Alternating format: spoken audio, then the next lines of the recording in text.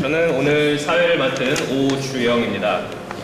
K정책 미디어랩과 하버드 버크먼 클라인 인터넷 및 사회센터가 공동 주최하는 인공지능에 나아가야 할 정책과 규범의 방향성에 관한 국제 심포지엄을 시작하겠습니다. 특히 오늘 이 자리는 K정책 미디어랩의 설립을 기념하며 개최되는 행사로 다보스 포럼을 비롯한 유럽과 아시아 퍼시픽 지역의 AI 전문가들이 한자리에 모여서 새로운 형식과 비전을 제시하는 토론 모델이 될 것입니다. 네, 이렇게 이 자리에 오신 여러분들 감사합니다. 저는 KGM 랩 의 소장인 윤한나입니다.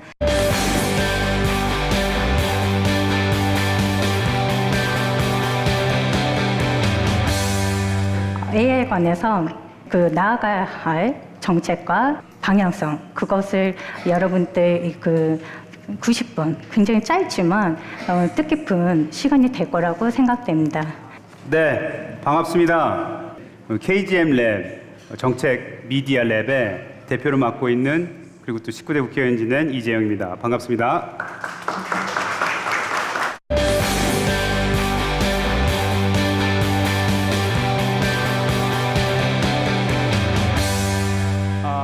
네, 이제 세션 시작하도록 하겠습니다. 다시 한번 저희 패널리스트 분들을 소개해드리고 싶습니다. 시작하기 전에 우선 제가 감사드리고 싶은 아주 특별한 분들이 계십니다. 첫 번째로 동아방송예술대학교의 디마님, 이 디마 그룹이 이 모든 미디어 세팅을 마련해 주셨습니다. 그래서 페이스북과 유튜브를 통해서 생중계를 할 수 있게 되었습니다. 네, 그러면은 패널리스트 분들 소개해드리도록 하겠습니다. 여기 바로 옆에 계시는 다니엘 케리미님은 사실 제가 세계경제포럼에서 함께 했던 분인데요. 현재 세계경제포럼의 기술 및 전자산업부장으로 계십니다.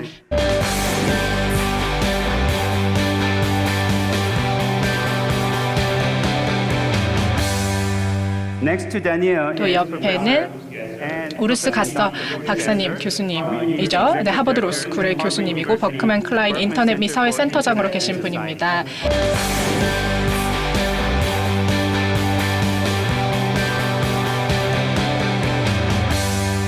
And next to Dr. Urs Gesser is 그리고 또 미치오 우메가키 교수님이 와 계십니다. 게이오 대학교의 종합정책학부 명예교수로 계십니다.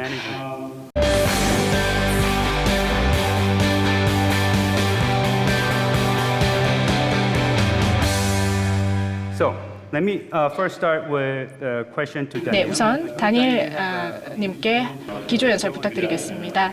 네, 안녕하십니까. 오늘 이 자리에 올 수 있게 되어서 기쁘게 생각합니다.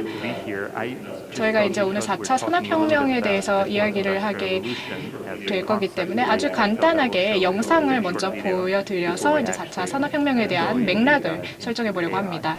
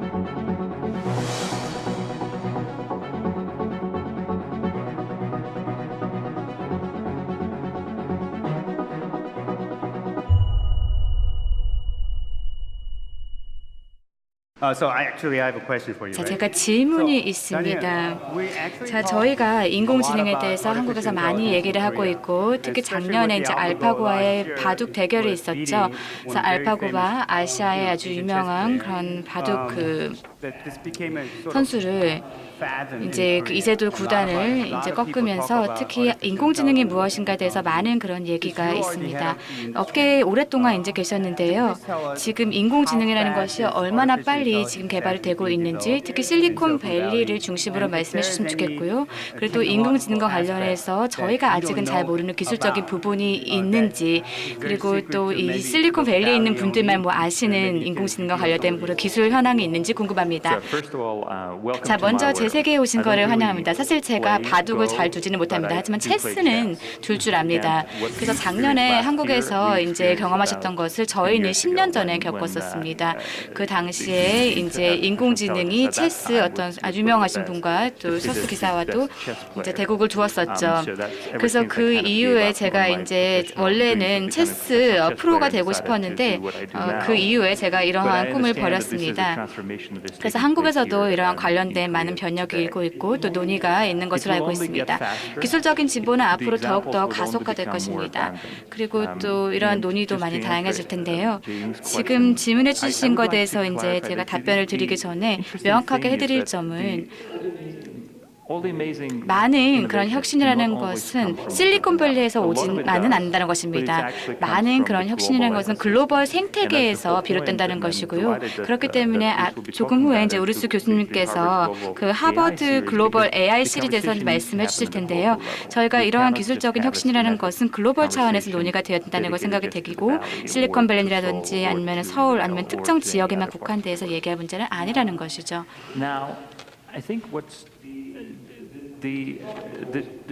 기술이라는 것은 아주 급격하게 발전을 합니다. 앞서 이제 이재영 저자님께서 말씀하셨지만 이 기술이라는 것은 우리가 기술이라는 것을 계속해서 이제 발전을 하고 또 사회적인 규범이 이것을 따라가고 그다음 법제라든지 아니면 다양한 규범적인 그런 체제들이 이제 만들어지게 됩니다. 그렇다고 해서 이러한 방식으로 진행되어서 그것이 문제가 되는 것이 아닙니다. 왜냐하면 사실 정부라는 것은 빨리 대처하는데 한계가 있기 때문이죠. 그리고 여러 가지 그런 방식을 활용하면서 균형적인 방식을 사용하게 되기 때문입니다. 지금 많은 그런 일들이 신나는 일들이 일어나고 있습니다. 그리고 인공지능의 저희 가능성을 많이 모색을 하고 있고요. 동시에 관련된 우려도 있습니다. 인공지능이 어떤 그 가져올 그런 혜택이라든지 아니면 그런 단점에 대해서도 많은 얘기를 하고 있죠. 인공지능이 가져올 그런 단점도 있다는 것입니다. 그래서 인공지능이라는 것에 대한 개념에 대해서 얘기를 하기보다는 뭔가 인지적인 지능 이런 거에 대해서 아니면 머신 러닝 이런 거에 대해서 저희가 더 집중을 논의를 주력하는 것을 볼 수가 있습니다. 그런데 저희가 AI를 얘기하기 전에 바로 IA 그러니까 인텔리전트 시스템에 대해서 얘기를 해봐야 됩니다. 그래서 우리가 지금 터미네이터라든지 아니면 AI가 어떤 실직의 사태를 날 것이다라는 이런 얘기를 했는데 이런 얘기를 넘어서서 뭔가 저희가 다른 그런 방향을 채택을 해야 된다는 것이죠. 그리고 또 저희가 특히 인간이 잘하지 못하는 부분에 있어서 AI를 활용을 해서 어떻게 인간의 그런 능력을 배가시킬 수 있는지 한번 생각해봐야 됩니다. 혹시 제가 질문 드리고 싶은데요. 혹시 다른 사람들 전화번호를 외우시나요? 저는 사실 와이프 전화번호밖에는 외우지 못합니다. 저 같은 경우에는 이제 와이프 번호도 제 아내 번호도 이제 외우지 못합니다. 그래서 이것만 보아도 사실 저희가 이렇게 과거와는 다르게 전화번호를 뭐 지금은 외워야 되지 않는 그런 경우들도 많죠. 제가 학생일 때를 한번 상기해 보겠습니다.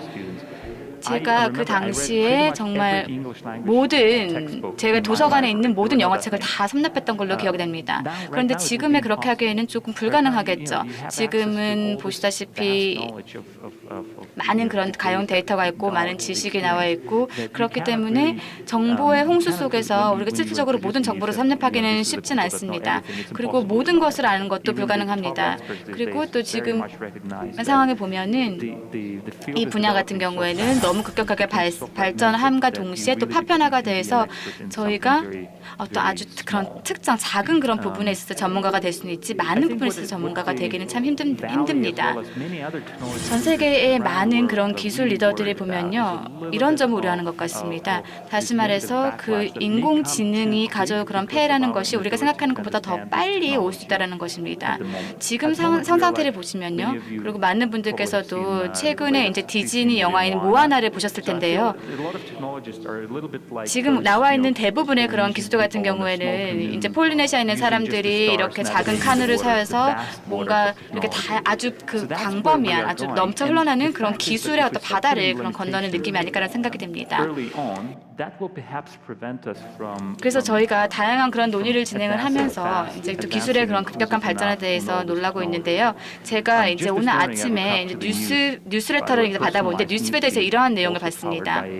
제가 이제 읽었던 것은 노벨 경제학자를 받으신 분이 노르웨이에서 한 연설을 했다고 봤습니다. 어제 이제 했던 연설인데요. 뭔가 인류의 미래에 대해서 이제 얘기를 하고 있다가 이제 시리를 키시고 이 연사분이 이제 날씨에 대해서 물어보셨었습니다. 그런데 이 시리 같은 경우는 남성의 목소리였습니다. 그래서 이제 거기에 있던 자장님이 왜 그 교수님의 시리는 남성의 목소리냐, 대부분의 여성들의 목소리를 쓰는데, 그런데 이 교수님이 농담을 이렇게 말씀하셨습니다. 저 같은 경우는 남성 목소리가 여자보다 더 신뢰가 있다라고 생각하기 때문에 그렇습니다라고 했는데, 지금 이것이 인터넷에서 바이럴 돼가지고 이 관련해서 많은 그런 리뷰들이 달리고 있습니다. 물론 교수님이 옳았다 나빴다라고 말씀을 드리는 것이 아니라, 사실 저희 같은 경우에는 AI라는 것을, 이 기술을 어떤 사회적인 그런 논의라든지 이런 거와 엮을 필요가 꼭 없다라는 것이죠. 그런데 우리가 이러한 모든 것들을 다 엮을 그런 가능성들이 생긴다는 것이고, 그리고 뭔가 이 성별과 관련된 이런 그런 어떤 대화 같은 것이 이제 인터넷에서 막 확산이 되기 시작했다는 것입니다. 그래서 이것은 하나의 시작이라는 것이고요. 그리고 이러한 부분에 대해서 사람들이, 특히 테크 리더들이 많이 우려를 하고 있는 것 같습니다. 네, 다니엘 부장님께서 말씀하신 것을 요약을 해보자면, 그래서 기술적인 AI의 기술적인 부분에 대해서도 이제 말씀해 주셨는데, 또 대부분의 많은 사람들이, 또 전 세계 사람들이 AI와 관련해서 이제 어떤 것들을 얘기하고 있는지에 대해서 말씀해 주신 것 같습니다. 그리고 또 말씀해 주신 것은 우리가 어떤 행동을 취해야 된다는 것이죠. 행동을 취한 데서 두려워하면 안 된다는 것이죠. 왜냐하면 기술이 어느 정도로 발달할 수 있는지 우리가 두고 봐야 되지만, 동시에 저희가 또 우려를 한다는 것이죠. 그런데 저희는 어떤 인간으로서 신기술을 항상 두려워하고 있습니다. 그리고 기술적인 어떤 측면에서 말씀을 드리면은, 만약에 신기술이 항상 이렇게 나오게 되면, 등장을 하게 되면 정부라든지 아니면은 정책 기반자들이 관련해서 행동을 취해야 됩니다. 그래서 제 이제 자연스럽게 두 번째 질문으로 넘어간다고 생각이 되는데요. 우르스 교수님께 질문을 드리고 싶습니다. 우르스 교수님께서는 지금 현재 berkman klein 인터넷 및 사회센터장으로 활동하고 계시지만, 그리고 또 법학 교수님이시잖아요. 전 세계적으로 지금 현재 저희가 AI와 관련해서 어떠한 법적인 체제를 만들어야 되는지, 법적인 틀이 만들어야 되는지에 대한 논의가 있는지 혹시 알고 계시는지, 아니면은 특정 이 분야에서 특히나 앞서가고 있는 특정 국가들이 있는지, 그리고 구체적인 그런 사례가 있는지 궁금합니다. 그래서 정부에서 규제를 해야 되는지 규제를 하지 말아야 되는지에 관한 논의에 있어서 앞서가는 그런 국가가 있는지 궁금합니다. 이제 두 걸음 뒤로 물러서서 질문을 답해 보도록 하겠습니다. 아까 다니엘님께서도 말씀해 주신 내용의 연장선이기도 한데요. 제가 생각하기에 저희는 현재 정책 입안자들을 포함해서 다양한 사회 분야에서 실제 AI에 대해서 이해하는 초기 단계에 있다고 생각합니다. 아까 다니엘님께서도 말씀해 주셨는데, 사실 저희가 매일 사용하는 기술 중 예를 들어 시리라든지 구글 검색 엔진이라든지 이러한 일상적인 기술과 어플리케이션이 이미 AI 테크닉을 사용하고 있습니다. 그런데 저희들이 사실 이 AI를 블랙박스처럼 생각하는 경우가 있습니다. 그러니까 이러한 앱이 실제로 이미 시판돼서 사용되고 있는데도 여기에 사용되는 AI 기법이라든지 테크에 대해서 잘 알지 못하는 거죠. 그리고 뭐 오늘날 우리가 무인 자동차라든지 자율주행차라든지 뭐 자동화된 무기라든지 아니면은 AI 기술을 뭐 법원에서 사용해서 실제 뭐 법적인 그런 판결을 내린다든지 이러한 내용에 대해서도 이야기를 하고 있습니다. 그래서 이러한 기술을 우리를 위해 어떻게 사용하는지 논의를 하면서도 사실 실제 이미 우리가 사용하고 있는 AI 기술에 대해서는 잘 모르는 경우가 있습니다. 그리고 이것이 정책 관점에서 큰 문제입니다. 왜냐하면 지식 격차가 있기 때문이죠. 정보 비대칭성이 있는 것입니다. 그래서 매우 적은 사람들 그리고 보통 대기업들이 보통 AI 기술과 앱을 개발하고 있고 사실 대다수의 사람들이 이 기술을 사용하게 될 텐데 이렇게 기술을 사용하는 대다수의 사람들은 이러한 기술이 어떤 식으로 작용하는지 잘 이해를 못하는 것입니다. 공공 분야의 의사결정자들도 이 기술에 대해서 잘 이해하지 못하고 있습니다. 그래서 많은 국가들의 정책 입안가들이 현재 직면하고 있는 가장 기본적인 도전 과제가 바로 이 지식 격차 그리고 지식의 비대칭성이라고 할 수 있을 것 같습니다. 또 두 번째 도전 과제는 정책 입안가들에게 영향을 미치는 그런 도전 과제인데 뭐냐 하면 AI 기술이 사회적인 공익을 위해 사용이 될 수가 있습니다. AI를 통해서 우리의 글로벌한 도전 과제들을 해결할 수 있습니다.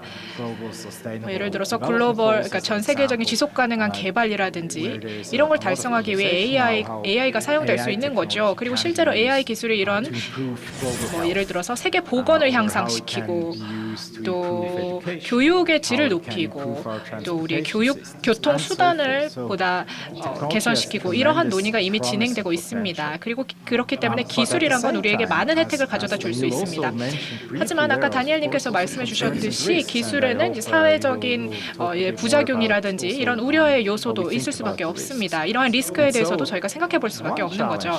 그렇기 때문에 정책 입안가들이 현재 직면하고 있는 도전 과제 중에 하나는 어떻게 우리가 이 기술의 득과 실을 또는 혜택과 리스크를 어떻게 평가하고 어떻게 균형을 맞출 것이냐라는 겁니다. 그래서 우리는 이 사회에서 어떻게든 결정을 내려야만 합니다. 그런데 사실 저희가 이러한 기술들을 어떻게 사용하는지 그 윤리적인 문제에 대해서 아직 답을 얻지 못한 경우, 합의를 얻지 못한 경우가 있습니다. 그리고 정책 입안가들은 아까 말씀드린 지식 격차, 즉 제대로 된 지식도 없고 또 다음으로 이러한 기술의 가치라든지 리스크를 평가할 기준도 없고 그렇기 때문에 사실 규범적인 관점에서 정책 입안가들이 결정을 내리는 게 굉장히 힘들다고 할 수 있을 것 같습니다. 또 세 번째 도전 과제에 대해서 말씀드리자면 저희가 예를 들어서 뭐 기술의 현상이라든지 기술이 어떤 식으로 작용하는지에 대해서 이해를 하고 있다고 칩시다. 그리고 또 다양한 차원에서 기술이 어떻게 발현되는지 또 AI가 실제로 어떻게 발현되는지에서 논의를 진행을 하고 있다고 칩시다. 자, 그러면 이에 대해서 어떻게 행동할 것인가라는 게 문제가 되겠습니다. 저희가 다양한 기술들을 살펴보면서 기술별로 다양한 규범 모델이 필요할 수가 있습니다. 그러니까 과거 우리가 사용해왔던 기술보다는 또 다른 거버넌스 시스템이 필요한 것입니다. 사실 이게 정책 입안가들의 가장 큰 도전 과제가 아닐까 생각합니다. 왜냐하면은 아까 질문에서 말씀해 주셨듯이 이제 우리가 AI 기술, 새로운 기술을 사용하면서 새로운 이슈가 부상될 텐데 이러한 이슈 중 어떤 것들은 글로벌 차원에서 대응해야 하고 어떤 것들은 지역 차원, 국가 차원에서 대응해야 하는가 이런 결정을 내려야 합니다. 사실 AI는 우리 인생의 모든 부분에 영향을 미치고 있기 때문에 이러한 고려해야 되는 이슈들이 너무나 많이 있는 것입니다. 그리고 또 아까 질문에 또 답을 드리자면 제가 생각하기에 이렇게 많은 국가들이 이제 AI 기술에 대해서 토론을 하고 있고 또 미국 같은 경우도 지난 2년 동안 AI에 대해서 많은 논의가 진행되었습니다. 백악관, 그러니까 미국 중앙 정부가 주도한 논의이기도 하고 또 학계에서도 활발한 논의가 이루어지고 있습니다. 일본 같은 경우도 AI 관련해서 그리고 AI가 인간 사회에 미치는 영향에 대해서 보고서가 발표됐는데 이 보고서가 많은 의미를 함축하고 있죠. 유럽에서도 AI 관련해서 많은 논의가 진행되고 있습니다. 유럽 같은 경우는 사실 규제에 대한 초점이 더 강한 편인데요. 어쨌든 이러한 대화들이 전 세계적으로 지속되고 있는 상황입니다. 그런데 아까 말씀드렸듯이 저희는 아직 AI의 초기 단계에 있습니다. 그래서 사실 아직은 결과를 도출하기엔 좀 이른 단계가 아닐까라는 생각을 해봅니다. 네, 저희가 AI에 대해서 이야기를 할 때 사실 그 AI 관련해서 너무나 많은 뉴스가 넘쳐흐르고 정보가 넘쳐 흐릅니다. 그래서 저희가 생각하기에 AI라는 게 많은 진전을 이뤘구나. 벌써 AI가 굉장히 진전했구나. 어쩌면 AI를 두려워해야 할지도 모르겠구나. 이런 생각을 하게 마련입니다.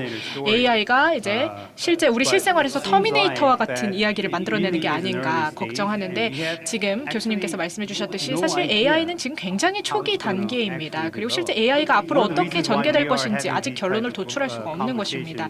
그리고 저희가 이러한 대화를 하는 이유 그리고 이곳 서울에서 이런 대화를 진행한다는 것은 이렇게 전 세계 전문가분들을 모시고 이 이슈들에 대해서 이야기를 할 수 있는 기회이기 때문에 굉장히 유의미하다고 생각합니다.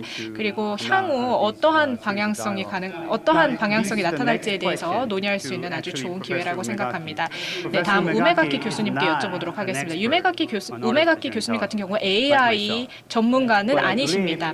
하지만 우메가키 교수님 같은 경우 사실 오늘 이 패널리스트 중에 AI가 실제 우리 일반 대중에게 어떤 영향을 미치는지에 대해서 가장 많은 인사이트를 공유해 주실 수 있을 것 같습니다. 저희 일반 시민들에게, 일반 사회에게 어떤 영향을 미치는지에 대해서 가장 잘 말씀해 주실 수 있을 것 같습니다. 말씀 부탁드립니다.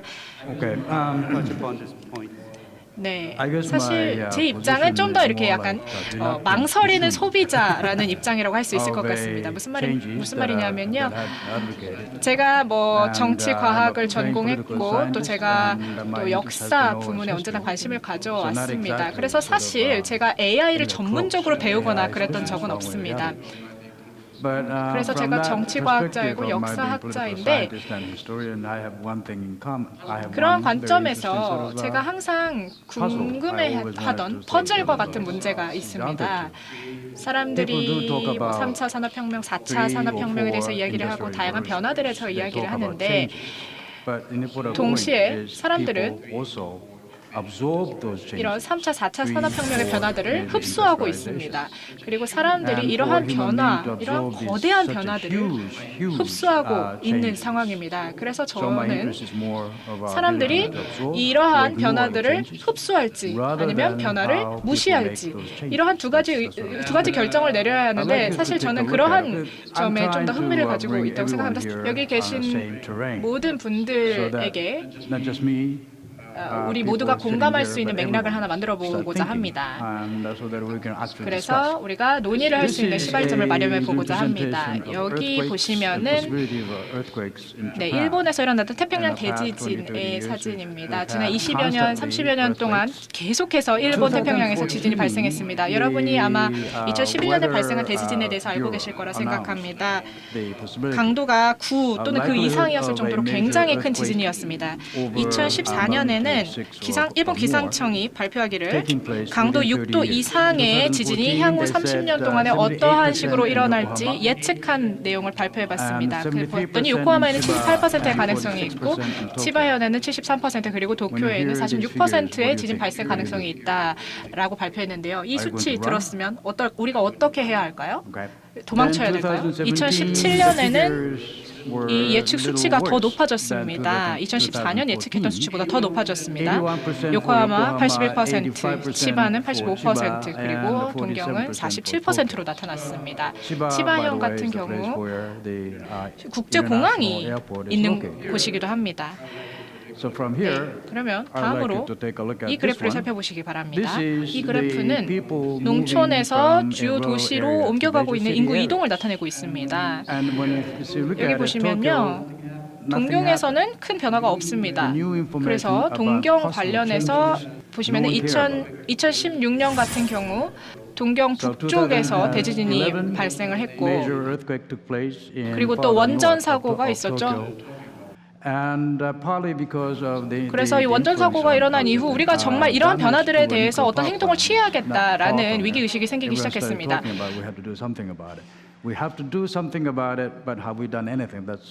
그런데 여기서 제가 아까 말씀드린 그 퍼즐, 그러니까 우리가 변화를 흡수할 것인가 아니면 대응할 것인가 이러한 문제가 나타나는 것입니다. 사람들은 농촌에서 대도시로 이동하는 걸 좋아하고 계속해서 사람들은 농촌에서 대도시로 이동을 했습니다. 아까 말씀드린 그런 변화가 발생하고 있었는데도 말이죠. 네, 그래서 여기 또 다른 통계 수치를 소개해드리겠습니다. 여기 보시면은 저희 그 일본의 원전이 있는 곳을 표기해봤습니다. 일본은 여전히 원자력 발전에 대한 의존도가 높은 상태입니다. 그 이유는 일본에는 그 외에는 에너지원이 별로 없기 때문이죠. 그래서 왼쪽에 있는 수치들을 봐주시기 바랍니다. 일본은 계속해서 원전을 세우고 있습니다. 2011년 이후에는 그 원전 사고 때문에 전체 중 이제 2개의 원전만 작동을 하고 있습니다. 그리고 이렇게 농촌에서 대도시로 옮겨가면서 여기 보시다시피 여기에는 변화가 일어나지 않은 것을 보실 수가 있습니다. To other parts of Japan. Nothing happened. So 그래서 이 퍼즐에 대해서 여러분께서도 한번 생각해 보시기 바랍니다. 여기 보시면은 첫 번째 출산 아니면 두 번째 출산 때 선천적 장애를 가진 아이를 낳는 비율입니다. 제가 아는 베트남에 있는 학자가 여기 이제 오랜 기간에 걸쳐서 연구를 진행해 봤습니다.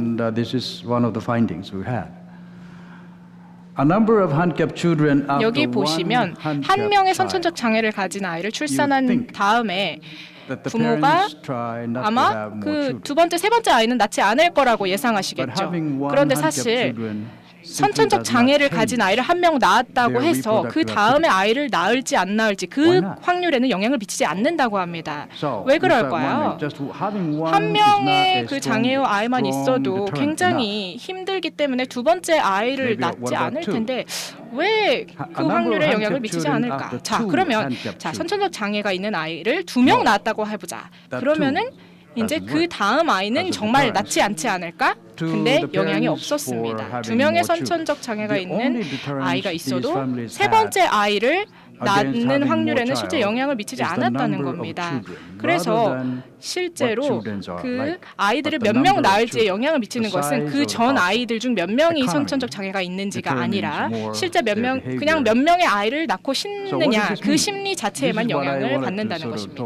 자, 이것이 의미하는 것이 무엇일까요? 이 부분에 대해서 제가 말씀을 드리고 싶습니다. 자, 저희가 이런 변화의 여러 징후들을 많이 보고 있습니다. 그런데 저희는 이러한 징후들을 아예 무시를 하거나 아니면은 흡수를 합니다. 아예 흡수를 해버려서 이러한 변화가 아무것도 아닌 것처럼 행동을 하는 것이죠.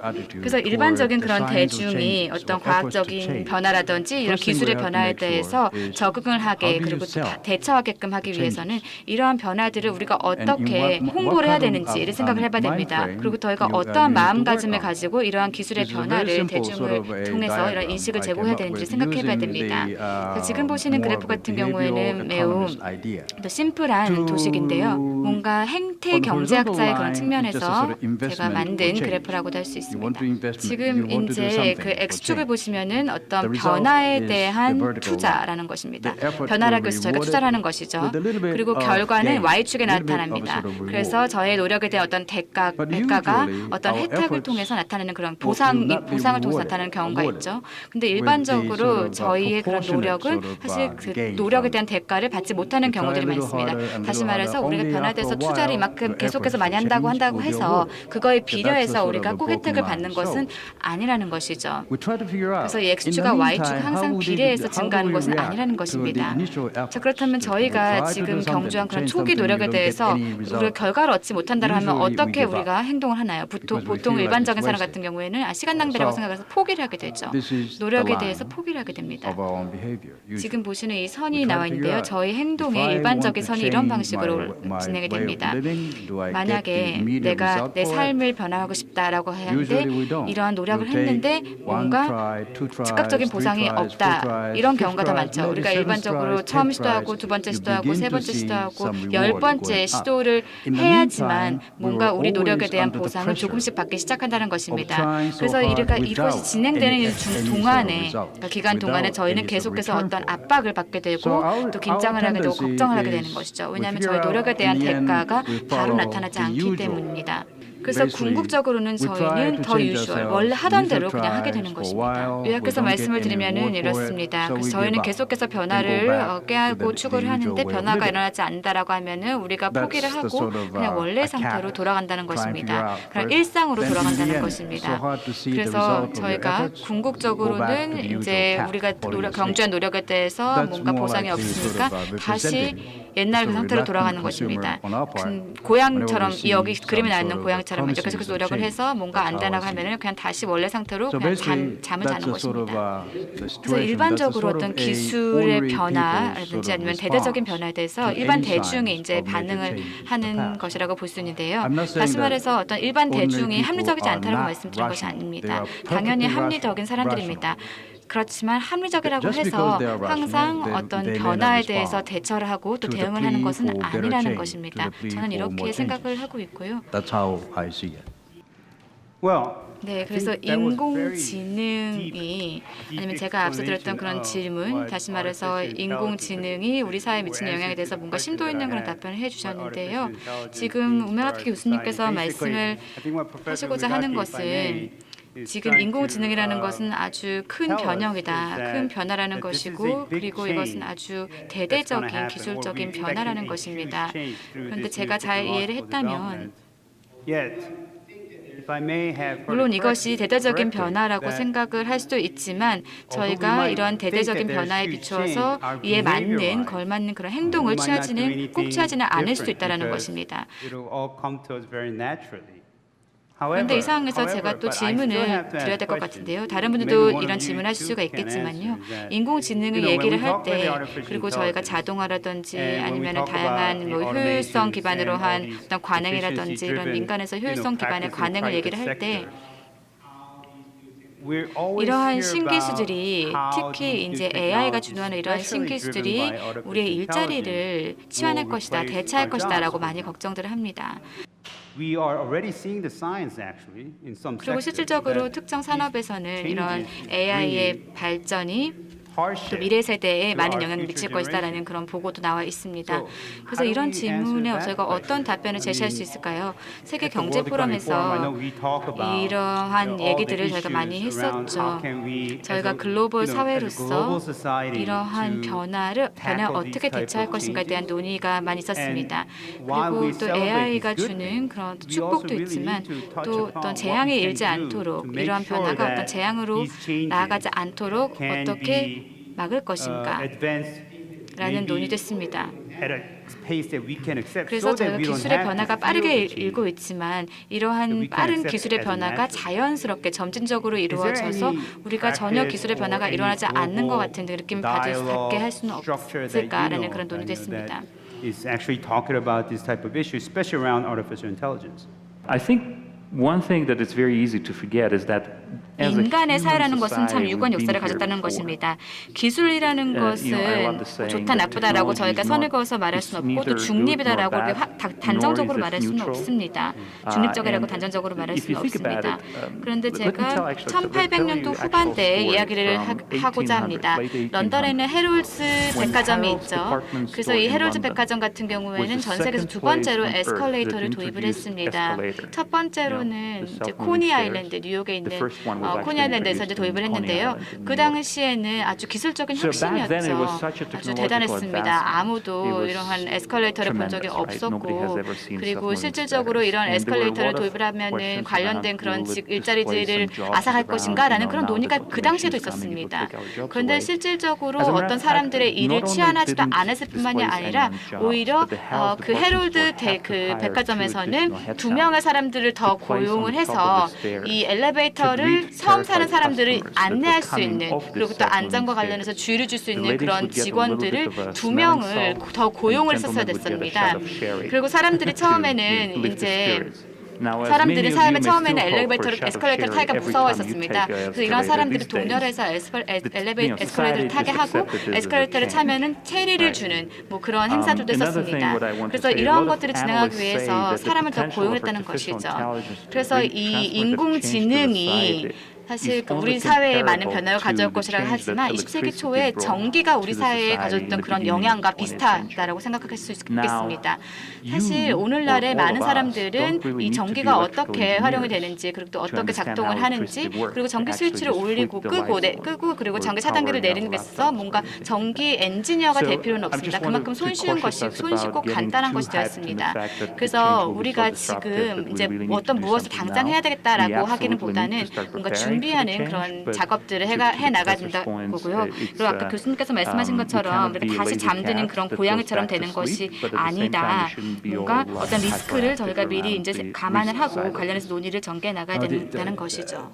그리고 아까 다니엘님께서도 말씀해 주셨고 또 자장님께서도 질문해 주셨듯이 저희가 우리의 이 변화에 대한 적응력 그리고 인간 사회가 실제 이러한 변화들에 대응하고 이러한 혁신들을 받아들일 것인가라는 문제와 관련해서 이야기할 때 하나 중요한 것이 바로 AI가 그냥 단일 시스템이 아니라는 겁니다.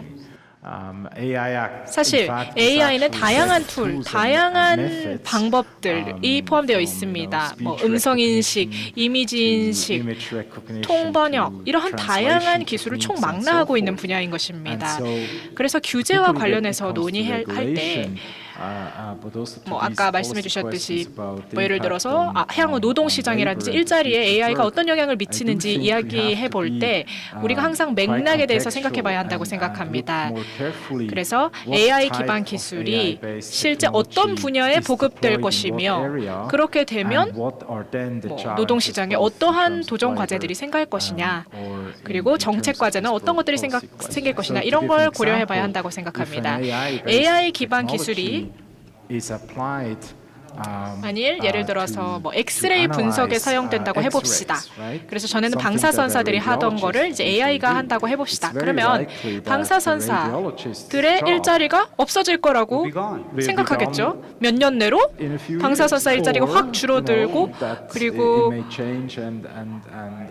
아니면은 우리가 이 변화에 적응을 해서 방사선사의 작업과 AI의 작업을 같이 합쳐서 인간의 지식과 AI를 같이 결합해서 사용할 수도 있겠습니다. 그런데 AI가 사실 금융 분야에도 이미 적용이 되고 있기 때문에 이 영향을 이미 볼 수 있습니다. 그러니까 전에는 금융권 종사자들이 하던 반복적인 작업을 이제 AI가 처리하고 있는 것입니다. 그러면은 AI가 당연히 금융권 종사자들의 일자리에 영향을 주겠죠. 그래서 이러한 분야별 간의 뉘앙스를 잘 파악해야 한다고 생각합니다. 그러니까 AI가 모든 분야의 모든 일자리를 다 대체할 것이다. 이런 식으로 접근하는 것이 아니라 그 분야별로 맥락을 살펴봐서 AI가 어쩌면 더 많은 일자리를 창출할 수 있는 분야도 발견할 수 있다고 생각합니다. 예를 들어서 뭐 우리가 AI를 통해서 데이터를 보다 스마트하게 분석하고 문제를 보다 더 해결할 수 있다라고 했을 때 이 AI를 바탕으로 실제 사람들이 더 나은 결정을 내릴 수도 있는 것입니다. 네, 우메가키 교수님에게 질문을 드리려고 하는데 5분 내로 답해 주시면 감사할 것 같습니다. 네, 우메가키 교수님께 제 질문 드리도록 하겠습니다. 빌 게이츠가 이제 쓴 책을 읽었습니다. 사피엔스 책을 읽었습니다. 어쩌면 완전히 새로운 종이 나타나는 게 아니냐라는 가능성을 제기하는 책이었습니다. 그래서 사실 AI라는 게 이러한 새로운 종이 될 수도 있겠죠. 그래서 인류의 종말이라는 생각이 이제 나오고 있는데 아까 교수님께서 이 사람들이 변화를 흡수할 것인가 대응할 것인가 무시할 것인가 이러한 이야기를 했습니다. 우리가 이 변화들을 실생활의 일부로서 받아들이게 된다면 사실상 그 변화의 정도가 굉장히 큽니다. 그래서 이 변화에 우리가 뭐 대응을 할 수 없고 뭐 이걸 어떻게 바꿀 수가 없기 때문에 그냥 그걸 실생활의 일부로 받아들인다는 것은 사실 큰 실수가 될 수 있다고 생각하는데 교수님이 이에 대해서 어떻게 생각하시는지 궁금합니다. What do you think, Professor?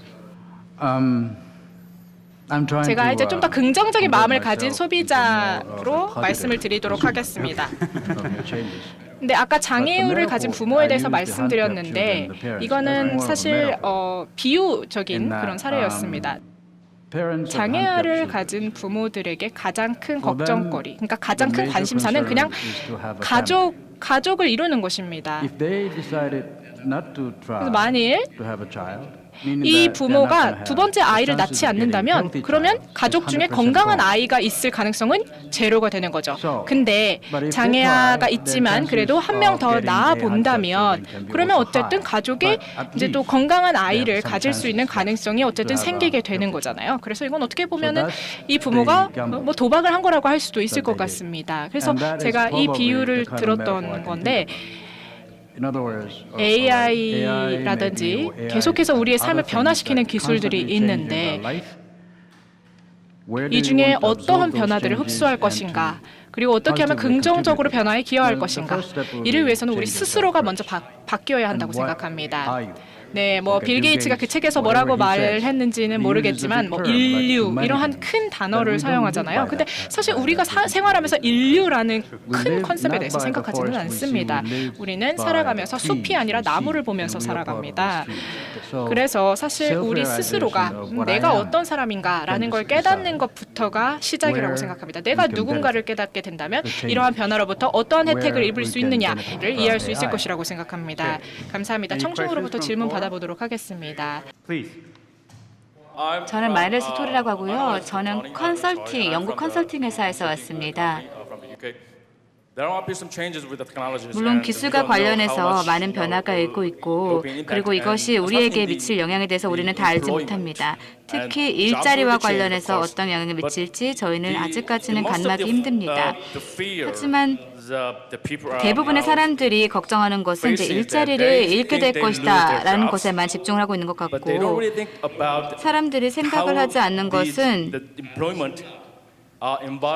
이러한 어떤 노동 환경에 어떤 영향을 미칠 것인가라는 것입니다. 자, 그래서 정부는 이러한 문제를 어떻게 바라보고 있는지 궁금하고요.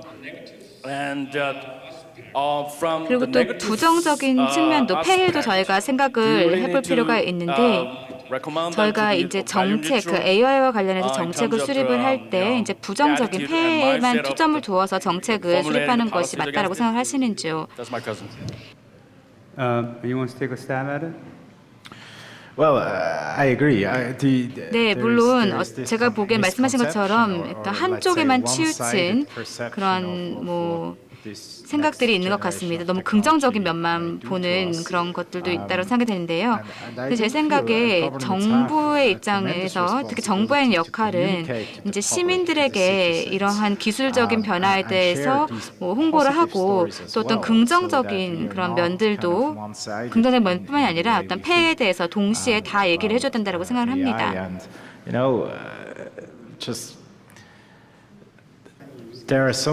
다양한 그런 사례들이 실제로 나와 있습니다. 특히 이러한 AI와 같은 기술적인 변화가 우리의 삶에 어떠한 긍정적인 영향을 미칠 것인지에 대해서 많이 나와 있고, 그리고 이러한 머신 학습을 통해서 저희가 대장암을 또 진단할 그런 확률도, 진단율도 높아지고 되고요. 이러한 것들은 아주 획기적인 발전이라고 생각합니다. 그리고 이러한 구체적인 사례는 많이 나와 있습니다. 특히 AI 기반의 어떤 기술이 전 세계의 어떤 보건 위기라든지 아니면 문제들을 어떻게 해결해 줄 수 있는지, 또 질병을 퇴치하는 데 얼마나 많은 도움을 줄 수 있는지, 그리고 또 AI 기반의 어떤 기술이 글로벌 웰빙에 많은 영향을 미칠 수 있는지에 대한 그런 사례들이 많이 나와 있습니다. 그리고 교육의 혜택을 받지 못하는 아이들에게 이러한 기술들이 많은 도움을 이미 주고 있습니다. 긍정적인 많은 사례들, 그리고 이야기들이 있는데, 이런 것을 저희가 다 잘 문서화를 해서 이것을 또 보급할 필요가 있고 전파할 필요가 있습니다. 긍정적인 내러티브, 이야기들을 저희가 홍보할 필요가 있다고 생각이 되고요. 그래서 말씀하신 것처럼 정부 입장에서도 어떤 그 위협이라든지 아니면 걱정에만 초점을 맞출 것이 아니라 어떤 긍정적인 측면 그리고 또 폐해 이러한 모든 것들을 다 아우를 수 있는 어떤 균형 잡힌 그런 정책을 수립하는 것이 매우 중요하고 정부의 역할뿐만이 아니라 산학연이 함께 다 협력을 하여서 저희가 이런 기술적인 변화에 대해서 그리고 기술적인 변화의 어떤 장점과 그 단점에 대해서 이해를 할 필요가 있겠죠. 네, 제가 그 여러분의 여기 지금 학생들이 굉장히 많아요. 그래서 제가 학생들을 대변해서 한마디 질문이 있습니다. 이 분들이 이제 4차 산업을 이제 짊어지고 갈 분들, 그리고 또 저도 한 그 아이의 어머니로서 또 궁금한 점이 있는데요. 무엇을 중요시하면서 어떤 재능을 I don't know how one can do this, but I think there are 네, some 그래서 몇몇 universities or 국가의 some countries 대학에서는 이미 that 진행을 are 하고 doing 있는 this. 부분이라고 생각이 되는데요. Basically, the purpose of education is to enrich the language that students 학생들이 use. 사용할 수 있는 When 그런 you have 언어들을 enriched 저희가 language, 좀 you can 더 see more 풍요롭게 things 된다고 more clearly. 생각됩니다. When you don't have the rich 만약에 language, 저희가 어떤 what you see is 리치한 also 어떤 very limited. 풍요한 그런 That's a sort of 언어가 symbolic 없다라고 하면 풍족한 interaction, 언어라고 sort of 없다고 approach. 하면은 서로 간의 그런 상호작용이 잘 일어날 수가 없습니다. 근데 저희의 언어를 좀 더 풍요롭게 하기 위해서 어떻게 해야 될까요? 뭐 해외에 간다라고 해서 저희가 그것이 해결되는 것은 아닙니다. 저희가 랭귀지를 인리치하게 할 수는 없다는 것입니다. 그래서 여러 그런 지역에 있는 그런 학생들도 있고 그리고 또 언어들이 있는데 이러한 여러 지역에 있는 많은 그런 언어들 그리고 랭귀지들을 우리의 그런 사고 방식에 통합을 시킬 통합을 시켜야 된다는 것입니다. That enriched language leads them to see things more in an enriched manner, to see things again from different sort of perspectives. 그래서 저희가 이러한 우리만의 그런 언어들을 강화함으로써 다양한 시각을 통해서 사고를 할 수 있다는 그런 장점이 있고요. Okay. 네, 감사합니다. 굉장히 진보적인 그러한 생각을 말씀해 주신 것 같습니다. 그래서 사실 한국에서도 이러한 문제에 대해서 계속해서 논의가 진행되었는데요. 앞으로도 계속해서 활발하게 논의가 될 주제라고 생각합니다. 네, 저희가 이제 이 세션을 이쯤에서 마무리해야 할 것 같습니다. 저희 패널리스트 여러분들께 깊은 감사의 말씀드립니다. 이러한 전문가분들을 한 자리에 모시는 게 굉장히 어려웠고 KGM 랩이 첫 행사에서 이 심포지엄을 준비하면서 이러한 패널리스트 분들을 모실 수 있게 되어서 영광으로 생각합니다. 이것이 가능했던 이유는 이제 하버드 버크맨 클라인 센터의 협력이 있었고 또 다니엘님과 또 우메가키 교수님 또 가스터 교수님께서 오늘 이 주제에 대해서 깊은 인사이트를 공유해 주셨기 때문에 가능했다고 생각합니다. 네, 청중 여러분께도 감사의 말씀드리고 또 디마에게도 감사의 말씀드립니다. 감사합니다.